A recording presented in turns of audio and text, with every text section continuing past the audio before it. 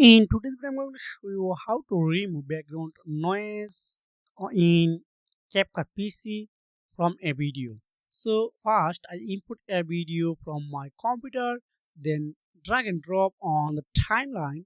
Now, if you have lots of selected clip, then select which one you want to remove background noise. Second purpose, I have one clip, so I select this one, then going on audio. So before reduce noise, I want to play this video first.